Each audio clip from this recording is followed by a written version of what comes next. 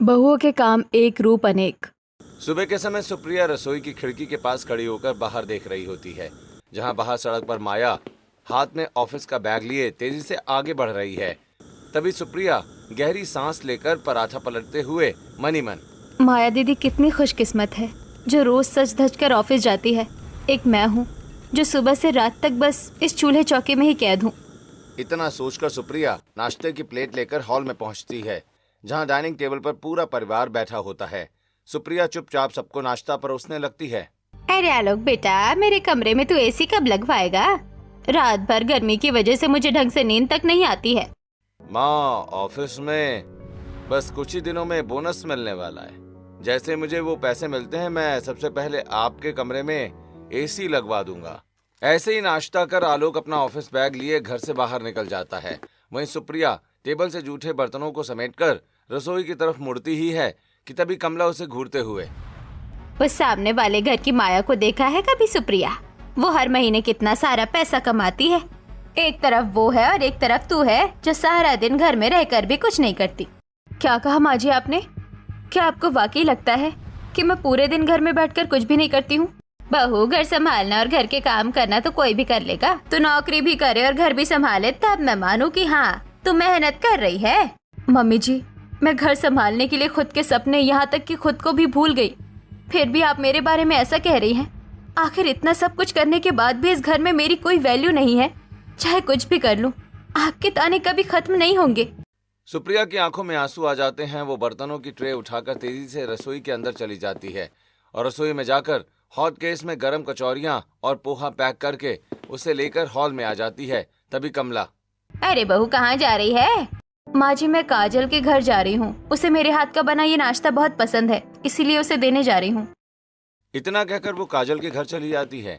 वहीं काजल के घर में कदम रखते ही उसे विमला की ऊंची आवाज सुनाई देती है। मुझे तो समझ नहीं आता कि तुझे अपने मायके में सिखाया क्या गया है। सुबह के 9 बजने को आए हैं और तुझसे एक ढंग का नाश्ता तक नहीं बना। एक वो शांता की बहू है जो कितना कमाती है और एक कमला की बहू है जो पूरा घर संभालती है। तेरे में एक भी गुण नहीं है। मम्मी जी, मैं भी तो इन्फ्लुएंसर हूँ, मैं भी राइटिंग वर्क करती हूँ और मैं भी कुछ करना चाहती हूँ, लेकिन मैं क्या करूँ, मेरे पास कोई साधन ही नहीं है। तभी विमला अचानक सुप्रिया को देखकर चुप हो जाती है। फिर सुप्रिया विमला से, नमस्ते आंटी जी। अरे सुबह सुबह आप काजल पर इतना क्यों गुस्सा हो रही है? डांटना बाद में, पहले आप ये गर्मा गर्म नाश्ता कर लो। अरे ये तो मेरा मनपसंद नाश्ता है। हाँ, मुझे पता था, इसलिए तो मैं देने आई हूँ। चलो अब मैं चलती हूँ। सुप्रिया काजल को डिब्बा सौंपकर मुस्कुराते हुए घर से बाहर निकल जाती है और उसके जाते ही विमला काजल से, अरे तुझे इतना ज्यादा खुश होने की बिल्कुल भी जरूरत नहीं है। वो यहाँ तुझे नाश्ता देने नहीं आई थी, बल्कि तुझे नीचा दिखाने आई थी। क्या मतलब माँ जी? सुप्रिया भला मुझे नीचा क्यों दिखाने आएगी? हाँ, वो पूरा घर संभालती है, सबको खुश रखती है, लेकिन तुम कुछ नहीं कर पाती, इसीलिए वो तुझे ये बताने आई थी कि तुम किसी काम की नहीं हो और वो कितनी परफेक्ट है। इतना कहकर विमला गुस्से में हॉल से बाहर चली जाती है। वहीं काजल अकेले टेबल के पास खड़ी रहकर नाश्ते के डिब्बे को देखती रह जाती है। वहीं दूसरी तरफ रिया अपने घर के हॉल में सोफे पर बैठी होती है। तभी गायत्री बाजार से वापस लौटकर रिया को देखकर भड़क जाती है। अट गई बहू, अब जाकर तुम्हारी नींद खुली है क्या? महारानी की तरह सोफे पर पैर पसार कर बैठी हो। हाँ मम्मी जी, अभी अभी आई हूँ। दरअसल इस नए घर में मुझे रात को जल्दी नींद नहीं आती, इसी वजह से सुबह उठने में थोड़ी देर हो जाती है। अच्छा, काम चोरी का ये बहुत ही अच्छा बहाना निकाला है तुमने। तुम तो सच में किसी काम की नहीं हो। ना तो तुम कमा सकती हो, ना तो तुम घर संभाल सकती हो, ना ही कुछ। इससे अच्छा तो मैं अपने बेटे के लिए कोई अनपढ़ घर संभालने वाली बहू ले आती। तेरी पढ़ाई लिखाई किसी काम की नहीं है। माँ जी, ये कैसी बात कर रहे हो आप? मेरी पढ़ाई लिखाई को आप इस तरह बेकार कैसे कह सकती हैं? इस मोहल्ले में और भी बहुएं हैं जो जॉब भी करती हैं, घर भी संभालती हैं और कुछ नया करने की कोशिश भी करती हैं, लेकिन एक तू है जो कुछ नहीं करना चाहती। उनमें से सबसे ज्यादा निकम्मी और कामचोर तू ही है। रिया की आंखों से आंसू छलक पड़ते हैं। वो अपनी सास की कड़वी बातें सुनकर बिना कोई जवाब दिए रोते हुए अपने कमरे की तरफ चली जाती है। वहीं अपने घर में सोफे पर बैठा नितिन बार बार अपनी घड़ी देख रहा होता है। तभी माया ऑफिस के कपड़ों में थकी हारी अंदर आती है। आ गई तुम? इतनी देर कहाँ लग गई तुम्हें? तुम्हें अंदाजा भी है कि मैं कब से यहाँ पर भूखा बैठा तुम्हारा इंतजार कर रहा हूँ? नितिन, आज थोड़ा वर्क एक्स्ट्रा था। बॉस ने एक जरूरी प्रोजेक्ट की वजह से मुझे रोक लिया था। चलो ठीक है, आ ही गई हो तो जल्दी से अपना ये दफ्तरबाजी बंद करो और रसोई में जाकर मेरे लिए खाना बना दो। नितिन, मैं भी तो आप ही की तरह ऑफिस में काम करती हूँ। अगर आप मुझसे पहले घर आ गए थे तो आप खुद भी तो थोड़ा बहुत खाना बना सकते थे। क्या मैं खाना बनाऊं? तुम होश में तो हो माया? ये काम औरतों के हैं, मर्दों को शोभा नहीं देते। काम में मर्द और औरत कहाँ से आ गए जब दोनों बराबर है? तो अगर मैं ऑफिस का काम कर सकती हूँ तो तुम घर का काम क्यों नहीं कर सकते? तभी शांता अपने कमरे से बाहर निकलकर हॉल में आती है और माया को नितिन से बहस करते हुए देखकर, अपनी पड़ोसन सुप्रिया को देखो, वो कितना अच्छा घर संभालती है, सबका ख्याल रखती है, कभी भी किसी को कोई शिकायत का मौका नहीं देती। और एक तुम हो। मम्मी जी, वो मेरी तरह ऑफिस में जाकर काम नहीं करती है, वो पूरे समय घर पर ही रहती है। बहू कमाना तो सिर्फ मर्दों का काम है, औरतों को तो घर के अंदर चूल्हा चौका संभालना ही शोभा देता है। माया शांता और नितिन की बातें सुनकर पूरी तरह टूट जाती है। वो बिना कोई और बहस किए अपना बैग सोफे पर पटकते हुए रसोई की तरफ बढ़ जाती है और रसोई में जाकर खाना बनाने की तैयारी करते हुए मन ही मन, मैं ऑफिस में बॉस हूँ, लेकिन उस एक घर संभालने वाली की वजह से इस घर में मेरी कोई वैल्यू नहीं है। मिलने दो उसे, मैं बताती हूँ कि मैं क्या करती हूँ और उसकी मेरे सामने क्या औकात है।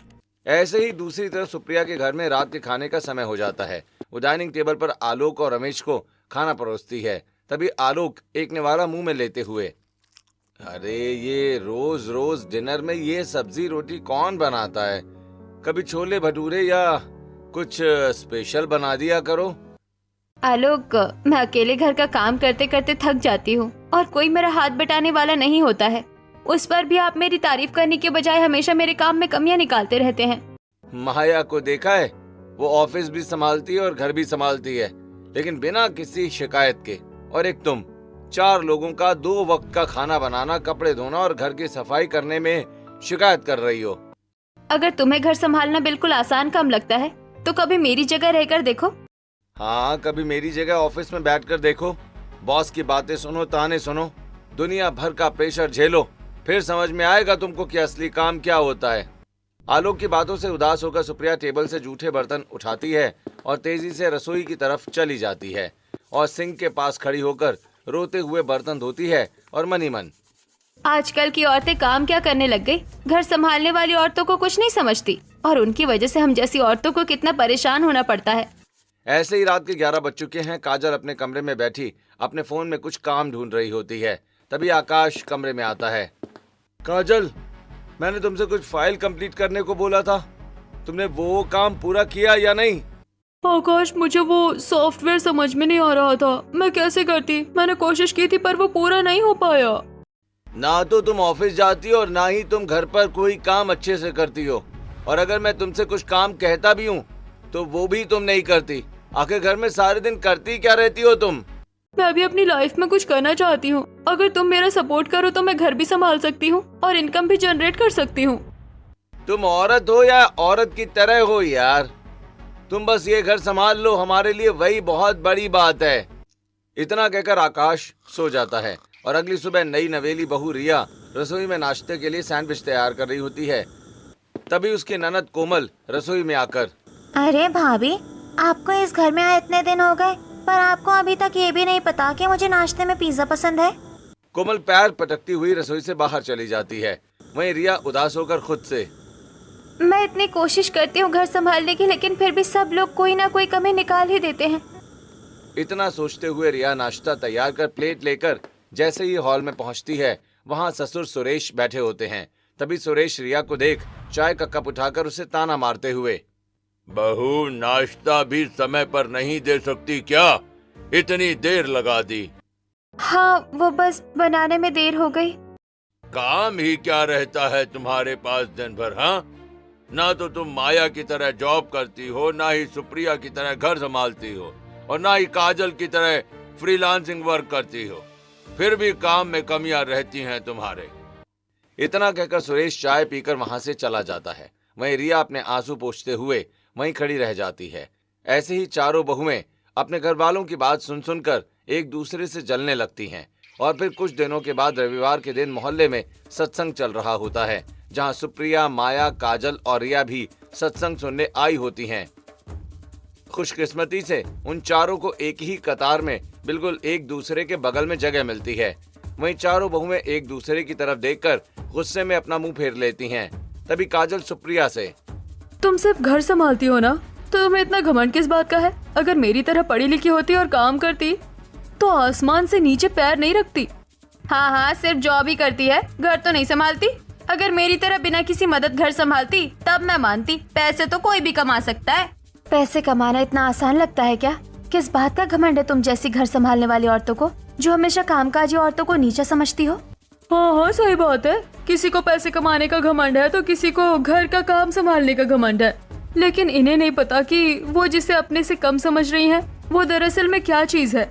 अब मैं क्या ही बोलूं, लोग अपना अपना घमंड लिए फिरते हैं। न जाने इतना घमंड समा कहाँ जाता है। क्या कहा तुमने? मुझे पैसे कमाने का घमंड है? तुम मुझे ताना मार रही हो? हाँ, तुम पैसे तो कमा सकती हो माया दीदी, लेकिन सुबह जल्दी उठने से लेकर शाम को सबसे आखिरी में सोने तक घर नहीं संभाल सकती। जिस दिन संभाल लोगी उस दिन मानूंगी। देखो तो जरा दोनों को अपने अपने कामों पर कितना घमंड है। इन्हें लगता है कि इनकी वजह से ही पूरी दुनिया चल रही है, और जो औरतें कुछ नया करना चाहती है, कुछ बनना चाहती है, उनकी तो इनकी दुनिया में कोई जगह ही नहीं है। आप लोगों की इन बड़ी बड़ी बातों के हिसाब से तो मैं यहाँ एग्जिस्ट ही नहीं कर सकती, क्योंकि ना तो मैं अच्छे से घर संभाल पाती हूँ और ना ही कोई जॉब कर रही हूँ। चारों बहुओं के बीच बहस तेज होने लगती है। तभी मंच पर बैठे सत्संग करने वाले बाबा जी का ध्यान उनकी तरफ जाता है। वो माइक हाथ में लेकर गंभीर आवाज में बोलते हैं, इस दुनिया में हर चीज, हर बात और हर घटना का अपना एक विशेष महत्व है। ईश्वर ने बिना किसी महत्व के इस दुनिया में किसी को नहीं बनाया है। बाबा जी की ये बात सीधे चारों बहुओं के दिल पर लगती है। वो चारों अचानक शांत होकर गहरी सोच में पड़ जाती हैं। तभी सत्संग खत्म होता है और चारों चुपचाप अपने घर लौट जाती हैं। ऐसे ही कुछ दिन बीतते हैं और एक दिन माया पूरा किचन संभालने और खाना बनाने की कोशिश करती है। वो पसीने से तरबतर होकर खाना बनाकर अपने सास ससुर और पति को खिलाती है। वहीं खाना खाकर नितिन, अरे माया, नमक तो देखो, इसमें कितना ज्यादा है और रोटियां भी कितनी सख्त बनी हैं। तुमसे एक दिन का खाना भी ढंग से नहीं बनता क्या? मैंने तो पहले ही कहा था, इसके बॉस की बात नहीं है। घर का काम करने के लिए सलीका चाहिए होता है, जो इसमें बिल्कुल नहीं है। ये सुनकर माया मन ही मन, एक टाइम पर एक इंसान एक ही काम कर सकता है, ये बात बिल्कुल सच है। सुप्रिया जो घर संभालती है वो सच में बहुत मुश्किल काम है। वहीं दूसरी तरफ हाउसवाइफ सुप्रिया भी अपने घर के सारे काम खत्म करने के बाद कमरे में आकर बेड पर बैठकर अपने पति आलोक की ऑफिस वाली फाइल को बड़े ध्यान से देख रही होती है कि तभी आलोक कमरे में आकर, सुप्रिया, ये तुम क्या कर रही हो? तुम्हारा काम सिर्फ और सिर्फ घर संभालना है। तुम घर संभालो, तुम इन फाइलों के चक्कर में मत पड़ो, तुम्हारे बस की बात नहीं है। आलोक सुप्रिया के हाथ से फाइल छीनकर रख देता है। वहीं सुप्रिया बिना कोई जवाब दिए चुपचाप करवट लेकर मन ही मन, सच कह रहे हैं, ये जॉब करना इतना भी आसान नहीं है। इतना सोचकर वो सो जाती है। और फिर अगले संडे सुबह के समय सुप्रिया हाथ में थैला लिए सब्जी खरीद रही होती है। तभी वहां माया, काजल और रिया भी आ जाती हैं। वहीं चारों की नजरें मिलती हैं और वो एक दूसरे से बातें करते हुए, नमस्ते दीदी। वो उस दिन सत्संग में मैंने जो कुछ भी गुस्से में कहा, मुझे वैसा नहीं कहना चाहिए था, मुझे माफ कर देना। नहीं सुप्रिया, गलती मेरी थी। मैंने उस दिन खाना बनाने की कोशिश की, तब मुझे एहसास हुआ कि जो काम तुम रोज इतनी आसानी से करती हो वो कितना थका देने वाला है। सच कहूँ तो हम सब अपनी अपनी जगह परेशान हैं। मैं भी आगे अपनी पढ़ाई करना चाहती हूँ, कुछ बनना चाहती हूँ, लेकिन मेरे पति और मेरी सास चाहते हैं कि मैं बस एक साधारण हाउसवाइफ बन के रह जाऊँ। मेरी कहानी भी अलग नहीं है दीदी। मेरे ससुर चाहते हैं कि मैं जॉब करूं, लेकिन मुझे आगे पढ़ाना नहीं चाहते। अब मैं क्या करूं? अब जब हम एक दूसरे के प्रति जो गलतफहमी थी वो दूर हो गई है, तो हम एक दूसरे के सपनों को सपोर्ट करेंगे, और जो हमें भड़काते हैं अब हम उन्हें मिलकर मुंहतोड़ जवाब देंगे। उस दिन के बाद से चारों बहुएं रोज शाम को पार्क में एक दूसरे से मिलने लगती हैं। वो अपनी फीलिंग शेयर करती हैं और एक दूसरे को गहराई से समझने लगती हैं। और फिर एक संडे के दिन चारों पार्क में बेंच पर बैठी बातें करते हुए, सुप्रिया, तुम पूरे घर का सारा काम अकेले संभालती हो, फिर भी तुम्हें कोई इज्जत नहीं मिलती और ना ही टाइम बचता है। तुम बिल्कुल चिंता मत करो, अब से जब भी मुझे फ्री टाइम मिलेगा मैं तुम्हारी हेल्प कर दिया करूंगी। सच में माया दीदी, आपका बहुत बहुत शुक्रिया। इसी तरह मैं भी आपके काम में हेल्प कर दिया करूंगी, ताकि आपको ऑफिस और घर संभालने में कोई दिक्कत नहीं हो। काजल दीदी, मेरे पास घर पर एक लैपटॉप रखा हुआ है जिसका कोई इस्तेमाल नहीं होता। अगर आप चाहो तो फ्रीलांसिंग के काम के लिए उसे टाइम टू टाइम यूज कर सकती हो। थैंक यू सो मच रिया। अगर तुम यही चाहती हो तो मैं भी तुम्हें घर के थोड़े बहुत काम सिखाऊंगी और तुम किस फील्ड में अपना करियर बना सकती हो वो भी तुम्हें अच्छे से बताऊंगी। चलो, अब ये तय रहा, अब से हम सब एक दूसरे का सहारा बनेंगे। जो लोग अब तक हमें मैनिपुलेट करते थे, अब वक्त आ गया है कि हम उन्हें मैनिपुलेट करें। बातें करने के बाद सभी अपने अपने घर चली जाती हैं। ऐसे ही कुछ दिन बीत जाते हैं और एक दिन रात के समय सुप्रिया अपने कमरे में बैठी माया को फोन लगाती है। सुप्रिया, तुम्हारी आवाज इतनी बुझी बुझी क्यों लग रही है? क्या बात है? आज बहुत ज्यादा उदास लग रही हो तुम। क्या ही बताऊं दीदी, मैं पूरा घर संभालती हूँ लेकिन फिर भी मेरे पति मुझे कुछ नहीं समझते। तुम गलत नहीं हो, बस तुम्हारे पति तुम्हें समझ नहीं पा रहे। वैसे आपने अभी कॉल क्यों किया है? त्योहार आ रहे हैं, ऑफिस संभालना और घर का काम भी है। मुझे समझ नहीं आ रहा कि मैं अकेले ये सब कैसे मैनेज करूंगी। आप बिल्कुल फिक्र मत करो, मैंने कहा था ना कि हम साथ हैं, मैं हेल्प करवाऊंगी, आप सो जाओ। इतना कहकर फोन रख सुप्रिया तुरंत ग्रुप कॉल पर काजल और रिया को फोन मिलाकर सुबह जल्दी माया के घर पहुंचने की योजना बनाती है। फिर अगली सुबह रिया जल्दी उठकर फटाफट अपने घर का काम खत्म कर माया के घर पहुंच जाती है। वहीं उसे देखकर शांता, अरे तुम सुबह सुबह यहाँ हमारे घर, खैरियत तो है? हाँ आंटी जी, वो एक्चुअली हमारे घर की चीनी पूरी तरह खत्म हो गई थी तो मैं वही लेने आई हूँ। तभी सुप्रिया और काजल भी वहां आ जाती हैं, जिन्हें देखकर शांता, तुम दोनों भी चीनी लेने आई हो क्या? नहीं आंटी, बस हमें माया से कुछ जरूरी काम के सिलसिले में बात करनी थी, इसीलिए आए हैं। इतना कहकर सुप्रिया, काजल और रिया सीधे रसोई के अंदर चली जाती हैं, जहां जाकर तीनों बहुएं फटाफट काम में जुट जाती हैं और फिर खाना बनाकर सभी काम खत्म कर चुपचाप अपने घर लौट आती हैं। वहीं माया खुशी खुशी अपने कमरे में जाकर तैयार होकर हॉल में आती है। तभी शांता, अरे बहू, आज तो त्योहार का दिन है, घर में इतना सारा काम बिखरा पड़ा है, तुम आज अपने ऑफिस की छुट्टी क्यों नहीं ले लेती? चिंता मत कीजिए मम्मी जी, काम हो गया है, अब मैं ऑफिस जा रही हूँ, बाय। ऐसे ही चारों बहुएं एक एक करके चारों का काम बांट लेती हैं ताकि उन्हें अपने व्यक्तिगत सपनों के लिए फ्री टाइम मिल सके। फिर एक दिन दोपहर के समय सुप्रिया अपने कमरे में आईने के सामने बैठी मेकअप कर रही थी। तभी आलोक वहां आकर, अरे सुप्रिया, इस समय तुम कमरे में बैठकर ये क्या फालतू के काम कर रही हो? बस थोड़ा अपने लिए वक्त निकाल कर खुद को दे रही हूँ, जो मेरा हक है। अच्छा, ऐसा करती क्या हो तुम दिन भर जो तुम्हें खुद के लिए वक्त निकालने की जरूरत पड़ गई? हाँ। उसी समय तीनों बहुएं सुप्रिया से मिलने उसके कमरे में आती हैं और आलोक की बात सुनकर माया, आलोक जी, आपके हिसाब से इस पूरे घर का मैनेजमेंट संभालना कोई जॉब नहीं है? आपको इनकी सराहना करनी चाहिए, ना कि जज करना चाहिए। आलोक माया की बात सुनकर पूरी तरह अवाक रह जाता है। उसके पास कोई जवाब नहीं होता। वो अपना मुंह सिकोड़कर चुपचाप कमरे से बाहर निकल जाता है।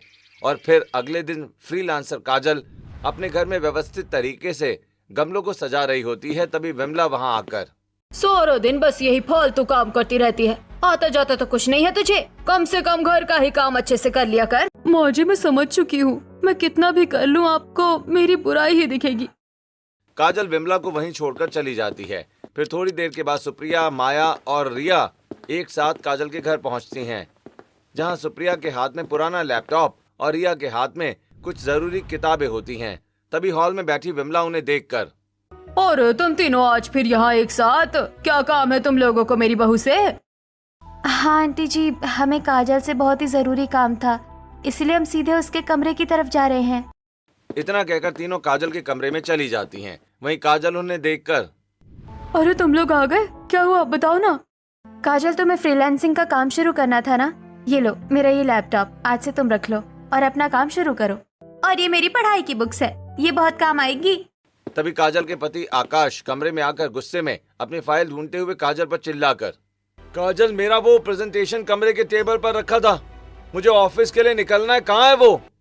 काजल अलमारी से फाइल निकालकर आकाश को दे देती है, जिसके बाद वो फाइल लेकर चला जाता है। तभी रिया, अरे मेरे दिमाग में एक बहुत ही जबरदस्त और शानदार आइडिया आया है। कैसा आइडिया रिया, जल्दी बताओ। हमारे घर वाले हमारी कोई वैल्यू नहीं करते ना, तो हम सब मिलकर एक बड़ा सा चार्ट बनाएंगे। उस चार्ट में हम सुबह से रात तक क्या क्या करती हैं, उसका पूरा ब्यौरा लिखेंगे और घर वालों को दिखाएंगे। वाह रिया, हम यहाँ तुम्हें आइडिया देने आए थे, लेकिन तुम्हारे यहाँ से हमको ही एक बहुत ही बेहतरीन आइडिया मिल गया। चारों बहुएं मुस्कुराकर लैपटॉप देकर वहां से चली जाती हैं। फिर अगले दिन रिया जमीन पर बैठकर एक बड़े चार्ट पेपर पर स्केच पेन से कुछ लिख रही होती है। तभी गायत्री और रोहित वहां आकर रिया को चार्ट बनाते देख, बहू तुम यहाँ हॉल के फर्श पर बैठकर क्या कर रही हो?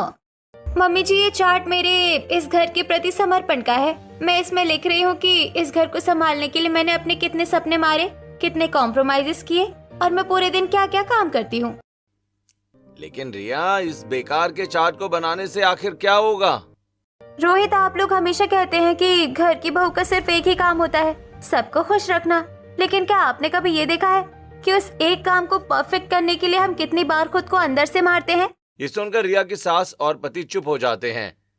दूसरी तरफ सुप्रिया भी अपने हाथ में चार्ट पेपर लिए आलोक और कमला के सामने खड़ी होकर, आलोक, मैं आज से वो सब भी करूंगी जो मैं अपनी लाइफ में करना चाहती हूँ और घर भी संभालूंगी, लेकिन अपने सपनों को मारकर नहीं। देखिए, मैंने तो चार्ट पेपर तैयार भी कर लिया है। चारों बहुएं अपने अपने घरों में पूरी तरह आत्मनिर्भर हो चुकी थीं। वो सिर्फ अपने काम से काम रखती हैं, जिससे चारों सासें बहुत ज्यादा नाराज हो जाती हैं और अपने अपने बेटों से बहुओं की शिकायत करती हैं। और फिर एक दिन आकाश डाइनिंग टेबल पर खाना खाते हुए, काजल, तुम पूरे दिन इस घर में बैठकर करती क्या हो? हाँ, क्या तुमसे रात को एक अच्छा खाना भी नहीं बनाया जा सकता? अब और एक शब्द भी नहीं। आपने कभी ये सोचा है कि जब आप ऑफिस से थक कर आते हैं तो अपना सारा गुस्सा इस तरह मुझ पर क्यों निकालते हैं? आप ऐसा इसलिए करते हैं क्योंकि आपको लगता है कि आप सुपीरियर हैं, आप कमाते हैं और आपकी वजह से मैं इस घर में पल रही हूँ। लेकिन ऐसा बिल्कुल नहीं है।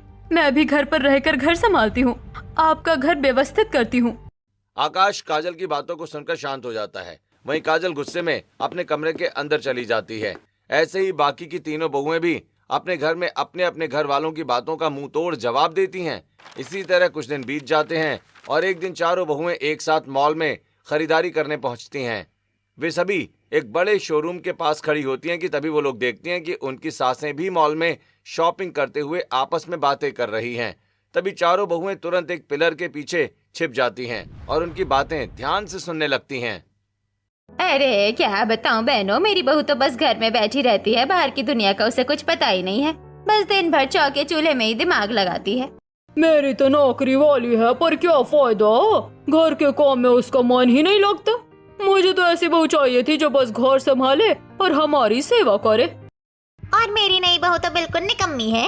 उससे तो ना घर का काम ढंग से होता है और ना ही वो बाहर जाकर 4 पैसे कमा सकती है।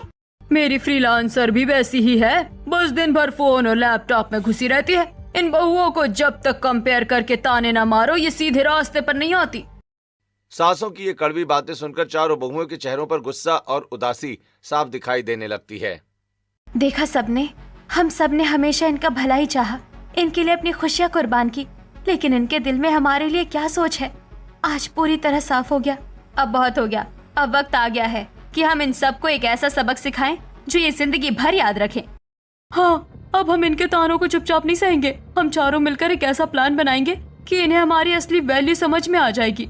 बिल्कुल, अब ये जिस बहू को ये जैसा देखना चाहती थी वो वैसे ही बन जाएगी।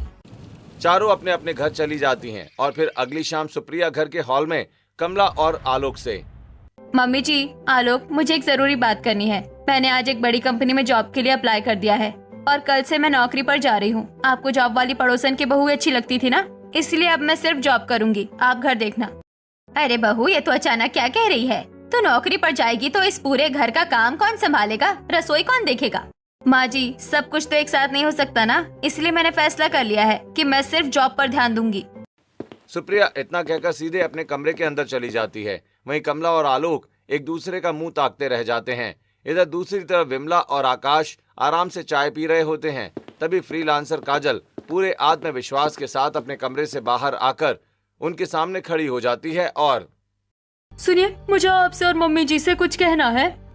मैं अपनी इस ऑनलाइन फ्रीलांसिंग और इन्फ्लुएंसिंग के काम में बहुत आगे जाना चाहती हूँ। मैंने आज तक आप सबकी हर बात मानी है, पर आज आपको मेरी बात माननी होगी। मैं अपने करियर पर पूरी तरह फोकस करने के लिए अगले 2 साल तक आपके साथ इस घर में अलग रहूंगी। लेकिन काजल, ये तुम क्या बात कर रही हो? तुम घर छोड़कर अलग कैसे रह सकती हो?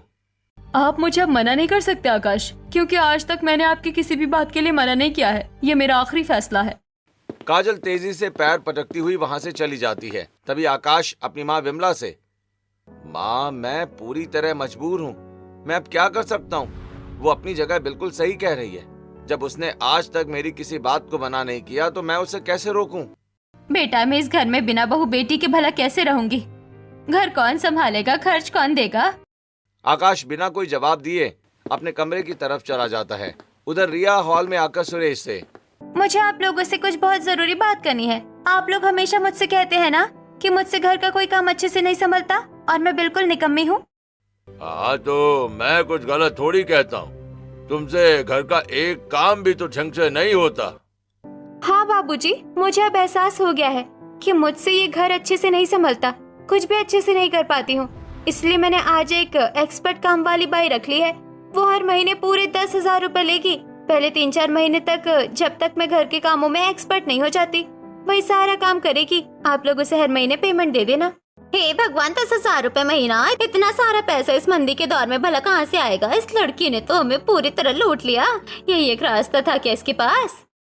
रिया गुस्से में अपने कमरे में चली जाती है। उधर शाम को माया ऑफिस से घर लौटती है।